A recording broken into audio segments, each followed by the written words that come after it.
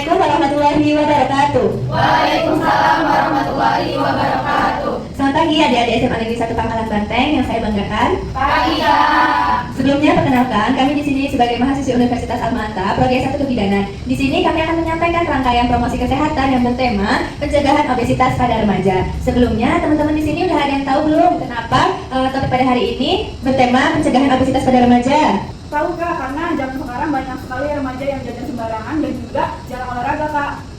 Betul sekali. Jadi, kenapa sih hari ini kita membahas mengenai pencegahan obesitas agar kita tahu terkait dampak dan juga pencegahannya melalui pola makan yang sehat, aktivitas fisik, dan sebagainya. Nanti untuk acara ini ada beberapa sesi ya teman-teman. Untuk sesi pertama yaitu penyampaian materi penyuluhan yang akan disampaikan oleh Kak Fitria. Oleh Kak Fitria, saya persilahkan.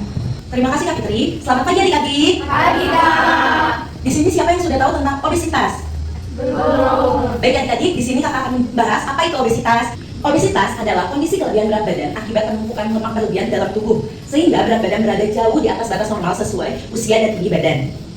Obesitas diukur menggunakan indeks massa tubuh (IMT) perbandingan berat badan kilogram dengan tinggi badan meter. Cara menghitung IMT berat badan kilogram dibagi tinggi badan meter kuadrat.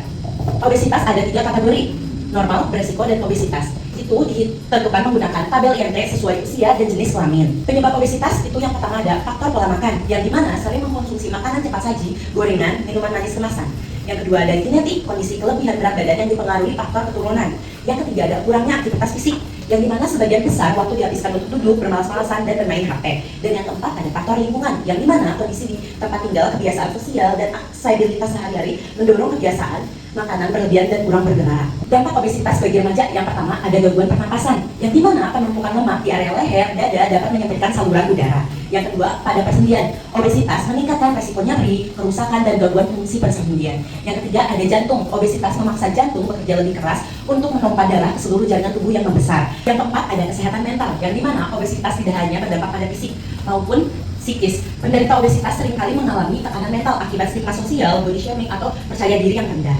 Lanjut ya adik-adik, jadi pentingnya aktivitas fisik seperti jalan atau lari ringan, bersepeda santai, senam atau olahraga bersama, naik turun tangga minimal 30-60 menit seharinya. Karena aktivitas fisik rutin membantu membakar kalori berlebihan, menjaga berat badan ideal, dan meningkatkan mood serta konsentrasi saat belajar. Adik-adik, selain pola makan, apa sih yang mempengaruhi berat badan kita? Saya tahu Kak, aktivitas fisik Kak, kan kalau misal kita jarang gerak, kalorinya di dalam tubuh itu bisa numpuk Kak. Tepat sekali, jadi mencegah obesitas itu ada 2: pola makan dan aktivitas fisik yang cukup. Jadi mulai sekarang kurangilah makanan cepat saji dan cemilan ya adik-adik, dan mengatur pola waktu tidurnya ya. Saya ingin bertanya, kalau misalkan dari kecil gendut, apakah bisa diubah Kak biar supaya tidak semakin parah? Bisa banget, karena obesitas bukan hal yang tidak bisa diubah. Caranya dengan mengatur pola makan dan aktivitas fisik yang cukup ya. Teman-teman sudah pada paham belum dari materi tadi? Sudah. Tadi kakak sudah menjelaskan cara perhitungan IMT. Adik-adik sudah paham belum cara menghitungnya? Belum. Baik, kakak berikan contoh cara menghitungnya ya. Iya. Misal berat badan 58 kg, tinggi badan 160 cm, dijadiin meter 1,6 meter, berapa IMT-nya? IMT-nya 58 dibagi 1,6 kuadrat sama dengan 22,6. Artinya normal ya adik-adik? Oh, normal ya Kak. Apa di sini sudah paham semua? Sudah. Baik, jika sudah, kakak tutup ya. Assalamualaikum warahmatullahi wabarakatuh. Waalaikumsalam warahmatullahi wabarakatuh. Oke, teman-teman dari materinya yang dijelaskan oleh Kak Fitria ya, gimana udah pada paham? Sudah. Bosan tidak?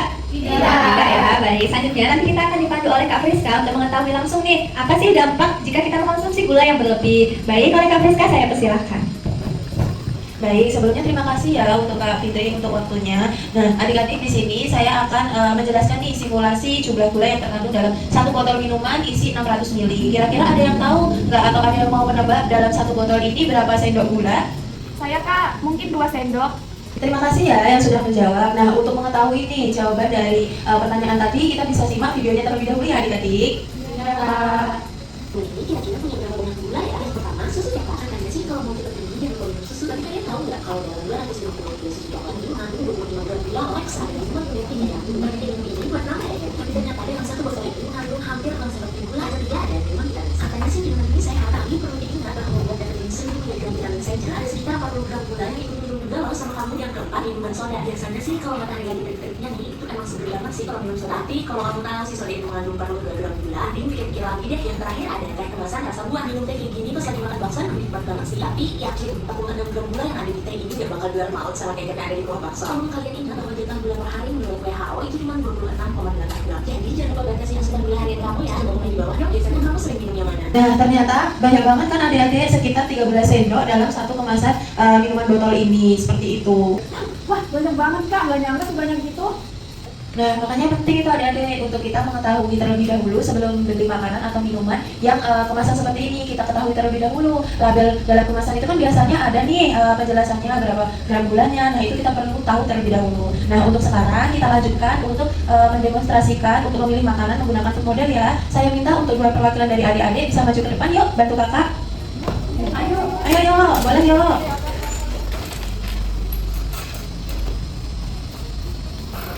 Nah, dari yang ada di meja ini, coba kalian pilih deh yang mana menurut kalian porsi makan siang yang seimbang dan sehat. Ini coba pilih. Nah, ini Kak, kita pilih nasi porsi sedang, terus kita pilih lauknya itu ayam, terus habis itu kita taruh sayur sama buah. Nah Kak, ini kan ada pizza sama kentang goreng ya, terus kami singkirkan Kak. Nah, betul sekali pilihan kalian nih deh. Dari yang kakak demokan tadi, ini kan sudah betul, adik-adik sudah memilih gizi yang seimbang. Yuk sekarang kita demokan juga ke teman-teman, biar teman-teman juga pada tahu ya. Oke Kak. Oke, yuk.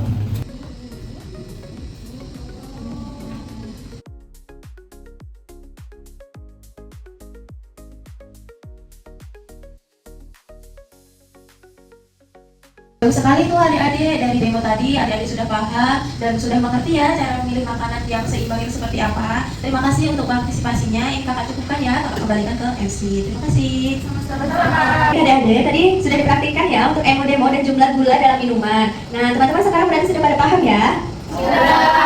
Oke, untuk sesi selanjutnya yaitu senam. Nanti sebelum senam saya tutup dulu acara pada hari ini. Semoga materi dan panduan simulasi tadi bisa membantu teman-teman untuk mempraktikkan dalam kehidupan sehari-hari. Nah, nanti bisa dipandu oleh orang tua dan juga guru ya teman-teman. Saya akhiri. Wassalamualaikum warahmatullahi wabarakatuh. Waalaikumsalam warahmatullahi wabarakatuh. Ayo semuanya berdiri, rentangkan tangannya. Udah, kalau udah nggak bersentuhan, kita hadapkan lah. Habis itu, rentangkan tangannya lagi sampai tangannya nggak bersentuhan sama kawannya. Ayo adik-adik, kita mulai senamnya.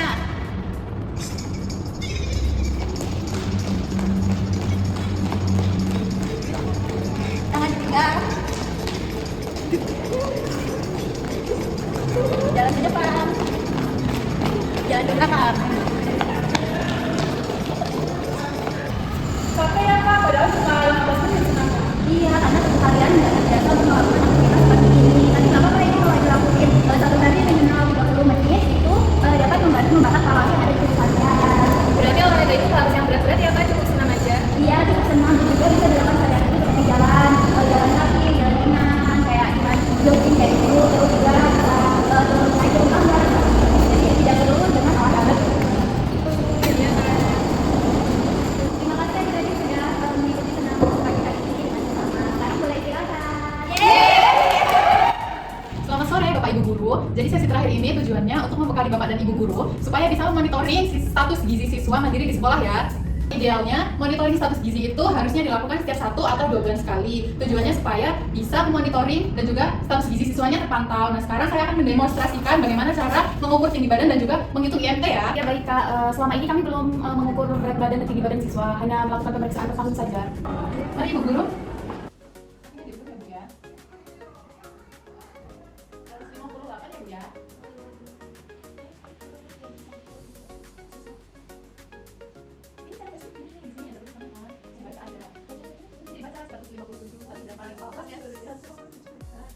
Kemudian IMT itu dihitung dari IMT berat badan dibagi tinggi badan dalam meter ya, kemudian dikuadratkan. Nah, hasilnya ini untuk menentukan kategori siswa itu apakah dia normal atau beresiko atau obesitas. Baik Kak, untuk hasil yang menunjukkan siswa itu obesitas, itu kita sebagai wali kelas untuk bagaimana ya Kak? Data itu bisa dicatat di lembar pemantauan ya, kemudian nanti bisa dikomunikasikan pribadi ke siswa, kemudian ke guru dan juga ke orang tua ya, supaya siswanya juga tidak merasa malu. Kemudian nanti untuk guru olahraga juga bisa membantu terkait dengan aktivitas fisik. Baik Kak, caranya sangat mudah ya, yang penting ada alatnya di sekolah.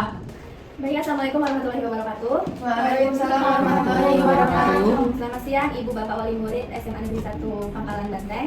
Dan di sini saya sebagai MC untuk memandu acara promosi kesehatan tentang pencegahan obesitas pada remaja. Untuk materi kali ini akan disampaikan langsung oleh Kak Herni terkait pencegahan obesitas pada remaja. Kepada Kak Herni saya persilahkan. Baik, sebelumnya Assalamualaikum warahmatullahi wabarakatuh. Waalaikumsalam warahmatullahi wabarakatuh. Sebelumnya saya ucapkan terima kasih kepada Bapak dan Ibu Wali Murid SMA Negeri 1 Pangkalan Banteng yang sudah menyempatkan untuk menghadiri acara yang kami selenggarakan. Di sini saya akan menjelaskan materi tentang pencegahan obesitas pada remaja. Nah, jadi Bapak dan Ibu, sebelumnya saya akan sampaikan karena peran orang tua di rumah itu sangat penting untuk pertumbuhan anak remaja. Jadi sebagai orang tua kita harus memantau bagaimana apa saja yang dilakukan oleh anak dan juga apa saja yang dikonsumsi untuk memantau berat badannya agar tidak terjadi yang namanya obesitas. Selanjutnya, kebiasaan di rumah yang mempengaruhi berat badan remaja. Yang pertama adalah ketersediaan makan. Nah, jenis makanan atau jenis cemilan yang tersedia di rumah itu akan membentuk kebiasaan makan anak sehari-hari. Selanjutnya ada aktivitas bersama keluarga. Kebiasaan ini akan mendorong anak untuk lebih aktif. Jadi kebiasaan yang dilakukan orang tua seperti kalau hari weekend itu bisa dilakukan aktivitas-aktivitas bersama supaya dapat membangun kebiasaan pada anak juga. Lalu selanjutnya ada jumlah uang jajan, di mana jumlah uang jajan ini akan mempengaruhi seberapa sering anak membeli camilan atau makanan-makanan manis yang tinggi kalori. Selanjutnya ada komunikasi dan teladan, di mana cara orang tua berbicara mencontohkan pola makan dan menjadi acuan untuk anak. Nah, sebelum lanjut saya mau tanya terlebih dahulu kepada Bapak dan Ibu, di rumah ada tidak anaknya yang memiliki kebiasaan makan kurang sehat? Saya Kak, jujur saya kadang bingung. Anak saya kalau di rumah sukanya makan mie instan atau jajan di luar terus Kak. Terus dia juga susah kalau disuruh makan sayur Kak. Wah, itu keluhan yang memang sangat umum ya Bu. Jadi mulai sekarang mungkin bisa mengurangi stok-stok Indomie atau cemilan-cemilan yang kurang sehat di rumah, bisa diganti dengan makanan-makanan real food atau camilan-camilannya bisa diganti dengan buah-buah potong biar anak juga kebiasaannya berubah. Seperti itu Ibu.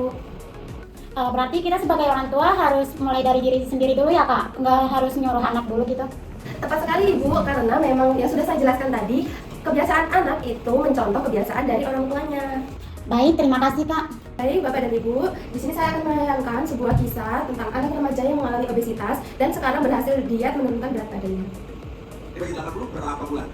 3 tahun. 3 tahunan. 3 tahun bisa 110 kilo.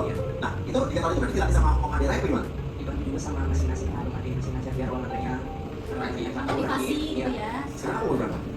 14, berarti dari 10 tahun, 11 tahun ya? Ya, waktu itu sempat viral ya. Sempat viral, Ari memak badannya sangat begitu besar dan tiba-tiba transformasinya sangat luar biasa. Tuh takut Ari ya. Ini kalau nggak penuh dengan perjuangan atau semangat nggak akan pernah bisa. Lu bayangin tadi Uya bilang 3 kilo aja susah banget ya. Itu tadi Bapak dan Ibu video tentang kisah anak remaja yang dulunya mengalami obesitas dan sekarang berhasil menurunkan berat badannya. Selanjutnya saya akan melanjutkan materi yang akan saya sampaikan. Nah, orang tua sebagai teladan bagi anak belajar dari apa yang dilihat. Remaja cenderung meniru kebiasaan makan, aktivitas fisik yang mereka lihat di rumah sehari-hari atau mereka mencontoh dari kedua orang tuanya. Lalu kebiasaan konsumsi sayur, buah, batas minuman manis di rumah, ada aktivitas bergerak, dan apresiasi kebiasaan sehat anak. Nah, jadi Bapak dan Ibu untuk memotivasi anak supaya mau konsumsi makanan sehat, mau beraktivitas yang rajin, itu kita sebagai orang tua juga harus mengapresiasi supaya anaknya lebih semangat lagi. Lalu selanjutnya ada menyediakan makanan-makanan sehat yang di rumah seperti yang sudah saya sampaikan tadi kepada salah satu ibu yang bertanya. Kita harus perbanyak stok makanan-makanan sehat di rumah dan kurangi camilan-camilan yang kurang sehat. Selanjutnya bijak mengatur uang jajan anak. Nah, kenapa sih perlu diatur? Karena ketika anak memiliki uang jajan yang terlalu berlebih, maka dia akan memiliki rasa tergiur untuk membeli makanan-makanan yang tinggi kalori. Nah, Bapak dan Ibu juga harus tahu kapan perlu konsultasi ke tenaga kesehatan mengenai berat badan anak. Yang pertama, segera konsultasikan jika berat badan anak itu jauh dari batas normal atau IMT-nya tinggi. Nah, IMT itu sebenarnya apa sih? IMT atau indeks massa tubuh itu merupakan skala pengukuran berat badan normal. Ketika IMT anak itu lebih dari 24,9 maka dikatakan overweight. Nah, ketika lebih dari 30 maka dikatakan obesitas.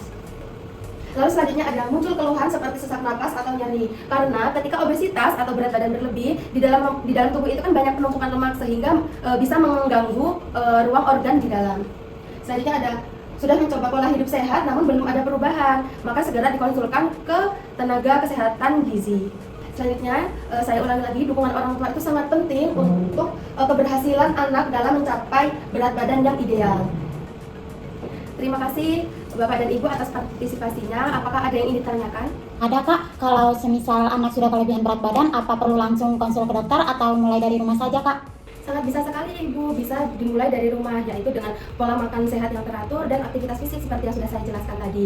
Namun, jika berat badan anak sudah sangat jauh dari batas normal, sebaiknya perlu dikonsultasikan dengan ahli gizi untuk pemantauan lebih lanjut, seperti itu. Baik, terima kasih Kak.